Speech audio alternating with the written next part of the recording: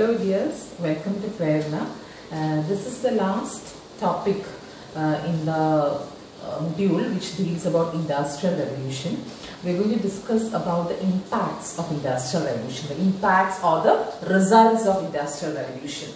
So this is the last, because we have already discussed the causes, the features, the discoveries and inventions of the period. And in this class I am going to discuss the impact or the results, in which all ways we could see how the whole of Europe got affected by this revolution. Not only Europe, you could see how this particular change or revolution affected almost all the parts or almost all the countries across the globe, because all these European colonial powers had their colonies in various parts. Okay, so we could see how this was a revolution, a phenomenon which affected the lives of people across the globe. So it is very important to know, to learn about the impacts of the revolution.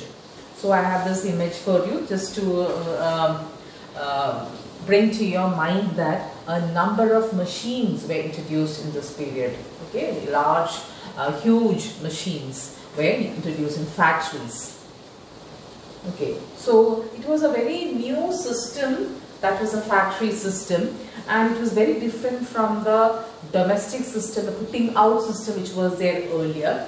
So you could see how a lot of changes happened, and the first I would like to say was urbanization. Urbanization refers to that system where the factory system contributed to the growth of urban areas, towns and the cities and towns could be seen. There was large scale migration of the workers from the rural areas to seek jobs in the industries. And you can see how Manchester was nicknamed as Cottonopolis. That was a nickname, pet name for Manchester, and that was considered to be the world's first industrial city. Manchester of England is considered to be the world's first industrial city. Okay, so next slide, a continuation of the first point. I can say, how did urbanization happen? From where did these factories get a cheap supply of labor? So that is due to the migration from the rural areas. In the rural areas, simultaneously agrarian revolution also happened, about which we will be discussing later. So you could see how there was a lot of displacement, and also how a lot of changes in the agricultural scenario also, which made people move to the cities to seek better jobs. Now you can see how there was a spurt in the population growth also. In 1800, only 3% of the world's population lived in the cities.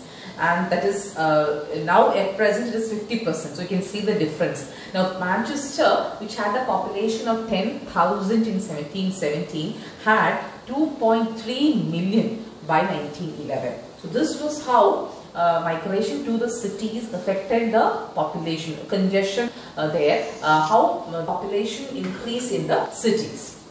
Okay. Next slide. So now let us discuss about the factory system, which is the crux or the most important feature of this period of Industrial Revolution. You can say this as the most important impact too. How factory system gave employment to a large number of people, and who got employment? ആർക്കാണ് തൊഴിൽ കൂടുതൽ കിട്ടിയത്, അല്ലെങ്കിൽ ആരാണ് തൊഴിലിലേക്ക് വന്നിട്ടുള്ളത്? പ്രധാനമായിട്ടും അൺമാർക്ക്, കല്യാണം കഴിക്കാത്ത സ്ത്രീകളും പിന്നെ ചെറിയ കുട്ടികളും. The population was so high that there were so many children who were employed. Orphans, അനാഥരായിട്ടുള്ള ആൾക്കാരുണ്ടായിരുന്നു. വർക്കിംഗ് hours എന്ന് പറയുന്നത് ഏറ്റവും കുറവ് ഒരു 14 മണിക്കൂർ 18 മണിക്കൂർ വരെ അത് പോവായിരുന്നു. And this is what the factory system, in fact, this is how factory system exploited the cheap labor there. അതിന് ചോദിക്കാനും പറയാനൊന്നുമില്ല. So people had to work in these factories for 18 hours a day.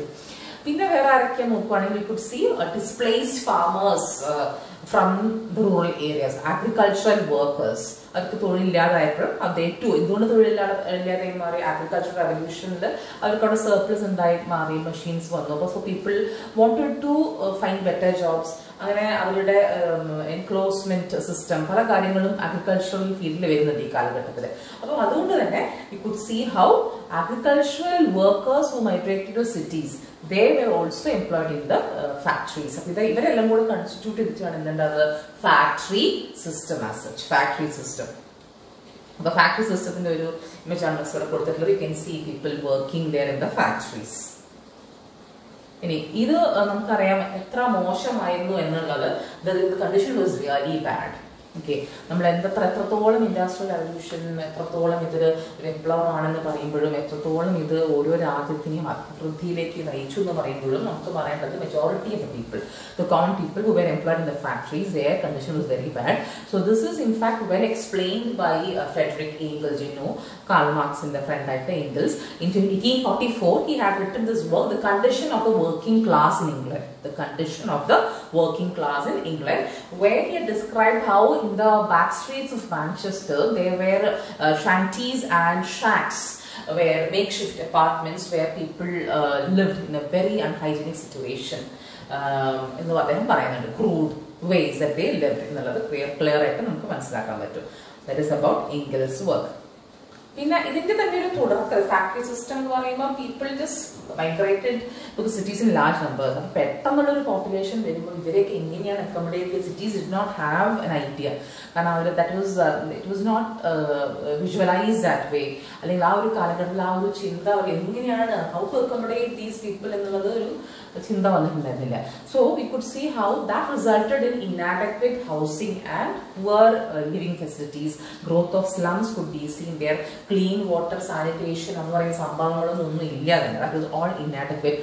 A number of new diseases also could be seen, like for example cholera, which was from polluted water, and then typhoid also, which could be seen in this particular period.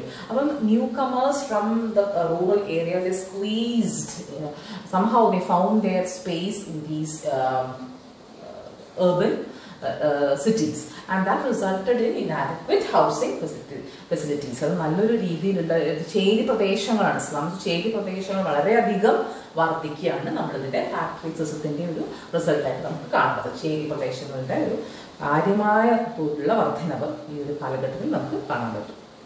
പിന്നെ പ്രധാനമായിട്ടുള്ളത് വെച്ചാൽ unskilled labour force. ഇവിടെയുള്ള ആൾക്കാർ എന്ന് പറഞ്ഞിട്ടുണ്ടെങ്കിൽ they did not need any particular training. Huge factories ആണ്, അപ്പോൾ അവരതിൻ്റെ കൂടെ വർക്ക് ചെയ്താൽ മതി. പക്ഷെ അതുകൊണ്ട് തന്നെ അവർക്ക് ഒരു പ്രത്യേക സ്കിൽ, ഇപ്പോൾ കാർപ്പൻറ്ററിന്നോ അല്ലെങ്കിൽ പ്രത്യേക സ്കില്ലിൻ്റെ ഒന്നും ആവശ്യമില്ല. അപ്പം ഈ ഒരു ഇൻഡസ്ട്രിയൽ റവല്യൂഷൻ തുടങ്ങി കുറച്ച് കാലം കഴിയുമ്പോഴേക്കും the statistics showed that people became unskilled. അപ്പോൾ ചെറിയ കുട്ടികൾ തന്നെയാണ് പണിക്ക് വരുന്നത്. അപ്പോൾ അവരിപ്പോൾ സ്കില്ലൊന്നും ഇല്ലാതെ ഇങ്ങനെ ഏറെ കാലം 40 വർഷമൊക്കെ ഇങ്ങനെ പണിയെടുക്കുകയാണ്. അപ്പോൾ അവരുടെ വയസ്സും സമയം അവർക്ക് ഒരു തൊഴിലും ഈ ഒരു ഫാക്ടറി മെഷീൻ ഓപ്പറേറ്റ് ചെയ്യാന്നല്ലാതെ they were not skilled in any way. So unskilled labor force, കാര്യമായിട്ട് പഠനം, ഇപ്പോൾ സ്കൂളിലൊന്നും പോകാൻ പറ്റാത്ത, എഡ്യൂക്കേഷനിലൊന്നും തന്നെ ആർക്കും ശ്രദ്ധ കൊടുക്കാൻ പറ്റുന്നില്ല. കാരണം എല്ലാവരും തന്നെ കുട്ടികളെ ഈ ഫാക്ടറീസിലേക്ക് പറഞ്ഞയക്കുകയാണ്. സോ അൺസ്കിൽഡ് ലേബർ ഫോഴ്സിന്റെ ഒരു വളർച്ച, നമ്മൾ സ്കില്ലില്ലാത്ത ലേബർ ഫോഴ്സ്, സാധാരണ വിവരമൊന്നുമില്ല, പഠിച്ചിട്ടില്ല, അങ്ങനത്തെ ഒരു വിഭാഗത്തിന്റെ വർധനവ് നമ്മൾ കാണുന്നു.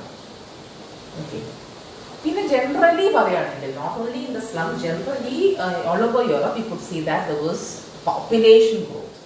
പോപ്പുലേഷൻ ഗ്രോത്ത് എന്ന് പറയുന്നത് ഒരു 1740, you can see how Robert Hucks had written. After 1740 there was a dramatical increase in the population everywhere in England. The rate of England നോക്കുകയാണെങ്കിൽ it doubled from 8.3 million in 1801 to 16.18 1850, and 1901 again doubled to 30.5. അത്രയ്ക്കും ഇങ്ങനെ double ചെയ്തുകൊണ്ടിരിക്കുകയാണ് population എന്ന് നമുക്ക് കാണാൻ പറ്റും everywhere in England പ്രധാനമായിട്ടും. പിന്നെ കണ്ടീഷൻ ഓഫ് വിമൻ, നമ്മൾ സ്ത്രീകളുടെ കണ്ടീഷൻ, സ്ത്രീകളാണ് ഒരുപാട് തൊഴിൽ ചെയ്തിട്ടുണ്ടായിരുന്നത്. പക്ഷെ നമ്മൾ 3 ഫേസിൽ ഇവരുടെ സംഭാവനയെ നമുക്ക് പറയാം. പ്രീ ഇൻഡസ്ട്രിയൽ ഫേസ് എന്ന് പറയുന്നത് ഡൊമസ്റ്റിക് സിസ്റ്റമാണ്. Women contributed to the households. അവിടെ തന്നെ പണിയെടുക്കുന്നു, വീട്ടിലേക്ക് ആവശ്യമായ സാധനങ്ങൾ ഉണ്ടാക്കുന്നു. They did not go out much. അടുത്ത ഫേസ് എന്ന് പറയുന്നത് family wage economy. Second phase is family wage economy. Industrial phase എന്ന് പറയുമ്പോൾ where men and women contributed. പുരുഷനും സ്ത്രീയും കോൺട്രിബ്യൂട്ട് ചെയ്യുന്നു. Their collective wages, വേജ് എന്ന് പറഞ്ഞാൽ ദിവസക്കൂലിയാണ്, that contributed to the general welfare of the family എന്നുള്ളത്. പിന്നെ മൂന്നാമത്തെ സ്റ്റേജ് പറയുന്നത് അതിന് ശേഷമൊക്കെ family consumer economy, where you could see women got employed as clerks and also in shops as sales girls. പലതരത്തിലുള്ള തൊഴിലുകളും സ്ത്രീകൾ എടുക്കാൻ തുടങ്ങി. അപ്പോൾ മൂന്ന് ഘട്ടത്തിൽ നമ്മൾക്ക് വിമൻ്റെ ഒരു കോൺട്രിബ്യൂഷൻ, സ്ത്രീകളുടെ കോൺട്രിബ്യൂഷൻ നമുക്ക് കാണാൻ പറ്റും. അത് നമുക്ക് മനസ്സിലാവേണ്ടത് എന്ന് വെച്ചാൽ that this kind of change, industrial revolution എന്ന് പറയുന്ന ഒരു കാര്യം, it gave a lot of empowerment to women, emancipation, അവർക്ക് തന്നെ അവരുടെ എക്കണോമിക് ഇൻഡിപെൻഡൻസ്, അതും സാമ്പത്തിക ഭദ്രത കുറച്ച് വളരെയൊന്നും അല്ല, പക്ഷെ എന്നാലും ബെറ്റർ ആയെന്നുള്ളതാണ്. Okay, so you can see a large number of women. In fact കുറേ ഒരു നിര തന്നെ നമുക്കിവിടെ കാണാം ഒരു ഇമേജിൽ. So large number of women were employed in factories. പിന്നെ അടുത്തതെന്ന് പറയുമ്പോൾ let us think about society. സാമൂഹികമായിട്ട് നോക്കുകയാണെങ്കിൽ അതിൻ്റെ ഒരു ഘടനയിൽ എന്തൊക്കെ വ്യത്യാസം വന്നിട്ടുണ്ടാവും. So you could see how the social structure also got changed. കാരണം ഇതിന് മുമ്പേ ഉള്ള കാലഘട്ടം എന്ന് പറയുമ്പോൾ it was dominated by landlords, feudal lords, landlords. They controlled the mode of production. അവരുടെ കയ്യിൽ നിന്നും പവർ ഇവിടെ ആരുടെ കയ്യിലേക്കാണ് പോകുന്നത്? Middle class, traders who became capitalists. So that change in the structure could be seen. From the landed gentry, the power moved to the middle class people in the urban areas. But did it really make the condition of the working class important? അവർക്ക് ഒരുപാട് ജോലി സാധ്യതകളുണ്ട് the working class. പക്ഷെ അവരുടെ ജീവിത രീതി, ജീവിത നിലവാരം ഒക്കെ ആരെ ആശ്രയിച്ചിരുന്നു? Middle class people. അപ്പോൾ they did not really improve their condition, ആരെ working class, but in fact they also got a lot of job opportunities എന്നുള്ളതാണ്. അപ്പം കാര്യമായിട്ട് മാറ്റം വരുന്നത് സോഷ്യൽ സ്ട്രക്ചറിൽ landed gentry got sidelined and a new powerful capitalist class, the middle class emerged. അവർ വളരെ ശക്തന്മാരായിട്ട് വരികയാണ്. Working ക്ലാസ്സിനെയും middle class തന്നെയാണ് control ചെയ്യുന്നത്. അടുത്തതെന്ന് പറയുന്നത് child labour. When we discuss about the industrial revolution, this is considered to be the most important negative effect. How കുട്ടികളെയൊന്നും പഠിക്കാൻ പറഞ്ഞിട്ടില്ല, ചെറിയ കുട്ടികൾ, they are employed as chimney sweeps. ചെറിയ കുട്ടികളാണ്, കാരണം ചോദിക്കാൻ പറയാൻ എല്ലാ വീട്ടിലും കുറേ കുട്ടികളുണ്ട്. അപ്പോൾ എന്തായാലും ഇവരൊക്കെ എങ്ങനെ ഭക്ഷണം കൊടുത്ത് വളർത്താനാണ്? അപ്പോൾ എല്ലാവരും തന്നെ ഫാക്ടറീസിലേക്ക് വിടുകയാണ്. So they grew as people who did not study anything. When they grew up, they were uneducated people. So and the factory owners considered these children as what to say, the best choice. കാരണം ഒരു അഡൾട്ടിന് കൊടുക്കുന്നതിൻ്റെ വളരെ കുറഞ്ഞ കൂലി കൊടുത്താൽ മതി. അപ്പോൾ അതുകൊണ്ട് തന്നെ they were employed in large numbers. So many books you can see. Oliver Twist പോലെയുള്ള കഥകളിലൊക്കെ തന്നെ നമുക്ക് ഈ കുട്ടികളും അവരുടെ എങ്ങനെയാണ് ചൂഷണം ചെയ്യുന്നതെന്നുള്ളത് ഒലിവർ ട്വിസ്റ്റ് എഴുതിയ ബുക്കുകൾ നമുക്ക് കാണാൻ പറ്റും. സോറി, ചാൾസ് ഡിക്കൻസ് എഴുതി ഒലിവർ ട്വിസ്റ്റ്. ചാൾസ് ഡിക്കൻസ് എന്ന് പറയുന്ന അങ്ങനെ എഴുതി ഒലിവർ ട്വിസ്റ്റ് എന്ന് പറയുന്നത്.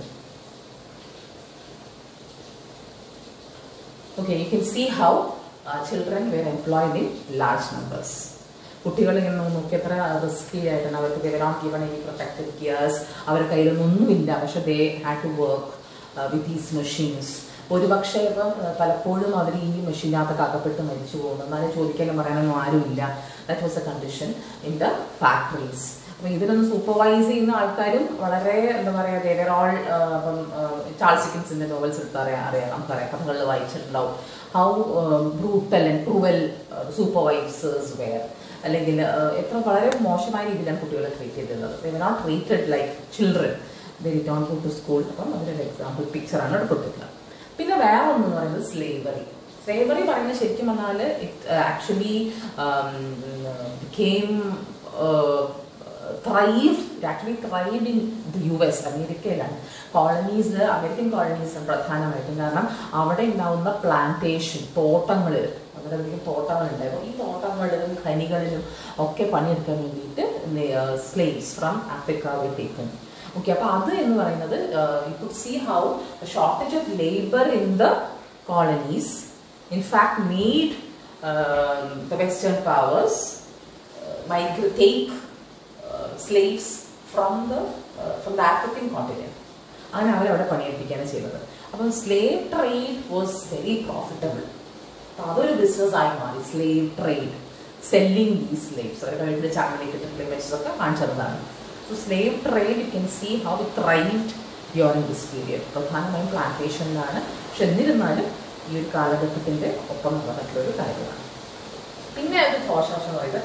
environmental pollution. People did not know how to manage the waste from the factories. Owners did not know. They were rather careless about that. Scientific waste disposal. So they sludge from the factories, they dump in the rivers, and protection. Small black smog could be seen everywhere. So this environmental pollution created mainly air pollution. Chemical discharges are air pollution. From how polluted the air was those days. Scientific management in India. Where we can Coca-Cola chimneys can be seen closely packed these factories were without any control. Black smog could be SMOG. Okay. In the last point, the Ernest Gellner, the book Nations and Nationalism, which was written in 1983. Ernest Gellner in fact argued that Industrial Revolution, which resulted in economic modernization, it created a favorable environment for the growth of nations. Okay? You would in fact get an idea of the impacts of the Industrial Revolution. Productivity was many-fold. You can see how a lot of negative impacts were there, especially regarding child labor, the factory system. The trade union movement started getting organized. They started demanding for better wages and working conditions. That was a result of the factory system. If you try more, you get an idea of the impacts. Okay, bye bye. See you.